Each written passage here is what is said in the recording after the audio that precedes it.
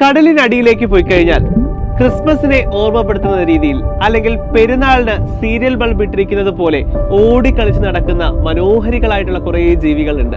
അതെ, ടീനോഫോറൻസ്.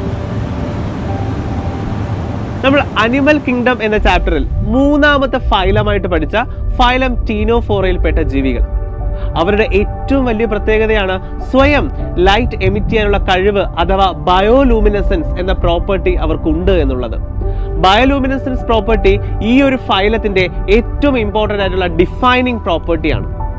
അവരുടെ ശരീരത്തിൽ കുറേ 8ഓളം സീരിയൽ കോംപ്ലേറ്റ്സ് ഉണ്ട്. അതുകൊണ്ട് തന്നെ അവരെ നമ്മൾ കോം ജെല്ലീസ് എന്ന് വിളിക്കുന്നുണ്ട്, സീ വാൾനട്ടുകൾ എന്നും അറിയപ്പെടുന്നുണ്ട്. പക്ഷേ അതൊന്നുമല്ല ഇവരുടെ ഏറ്റവും വലിയ പ്രത്യേകത. നമ്മൾ ഇപ്പോൾ ഡിസ്കസ് ചെയ്ത ബയോലൂമിനസ് തന്നെയാണ്. എന്ത് രസമാണ് അവർ ഈ ബയോലൂമിനസൻസ് പ്രൊഡ്യൂസ് ചെയ്യുന്നത് കാണാൻ. എങ്ങനെയാണ് ഇവർക്ക് ഈ ഒരു ബയോലൂമിനസൻസ് പ്രൊഡ്യൂസ് ചെയ്യാൻ സാധ്യമാകുന്നത്? ഇവരുടെ ശരീരത്തിനകത്ത് ഫോട്ടോസൈറ്റ്സ് എന്ന് പറയുന്ന കുറച്ച് സെല്ലുകളുണ്ട്. ഫോട്ടോ എന്ന് പറഞ്ഞാൽ തന്നെ അർത്ഥം ലൈറ്റ് എന്നാണല്ലോ. സൈറ്റ് എന്ന് വെച്ചാൽ സെല്ലുകൾ. അതെ, ലൈറ്റ് പ്രൊഡ്യൂസ് ചെയ്യാൻ കഴിവുള്ള സെല്ലുകൾ. അതിനകത്ത് ഫോട്ടോ പ്രോട്ടീൻസ് എന്ന് പറയുന്ന ചില പ്രോട്ടീൻസ് ഉണ്ട്.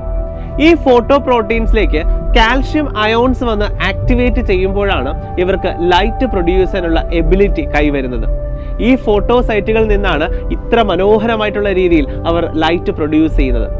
അപ്പോൾ ഈ ഒരു ഫൈലം നമ്മൾ പഠിക്കുമ്പോൾ അതിനകത്ത് 2 എക്സാമ്പിളുകളാണ് പഠിക്കുന്നത്. അതായത് പ്ലൂരോബ്രാക്കിയ ആൻഡ് ടീനോപ്ലാന. ഈ 2 എക്സാമ്പിളുകൾ അല്ലാതെ ഒരുപാട് ജീവികൾ ഈ ഒരു ഫൈലത്തിനകത്തുണ്ട്. പക്ഷെ നിങ്ങൾ അറിഞ്ഞിരിക്കേണ്ട ഒരു കാര്യം, ഇതിനകത്തുള്ള എല്ലാവർക്കും ബയോലൂമിനസൻസ് പ്രോപ്പർട്ടി ഇല്ല.